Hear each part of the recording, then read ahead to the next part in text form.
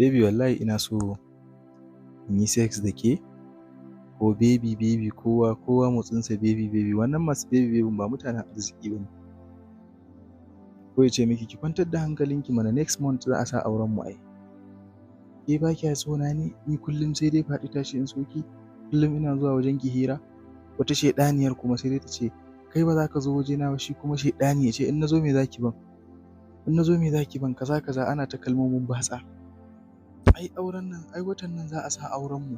Ai kar ki damu, wasu 'yan kuɗaɗe nake jira. Ai wani kawunmu ne ya tafi Maraɗi, zai je ya zo kaza. Duk wanda kika ji ya fara furta miki irin waɗannan kalmomi, to ki san dama an zo ƙarshen ki in ba ki sani ba. Wallahi in kika yi wasa, wani ɗan iskan in yayi kwance ya zo ya gama yin duk abin da zai yi da ke, domin ba ku da hankali yawancin ku.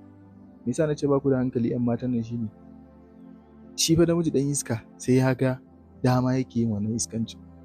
Misali, mutum ne kuka haɗu da shi, kuna magana kuna waya. Tun daga farkon maganganunsa kin fara ganin eros, ba za ki janye ki rabu da shi ba. In mutum ya zo zai kama ɗan yatsanki, ya kama hijabinki, ya ja riganki. Abinda a gidanku 'yar uwarki mace wacce kuke uwa ɗaya ma bata miki shi, amma shi haɗuwan kan layi zai zo ya miki, kuma baki gane ɗan iska bane. Wannan ko aurenki zai yi ma, barinsa shi yafi alkhairi, domin a tarihin rayuwanki za a ce kin yi dating ɗin baban su wance ko baban su wani da kika haifa yana kama miki hijabi da riga. Abun kunya ne. Wannan fa shine abin da ke wakana.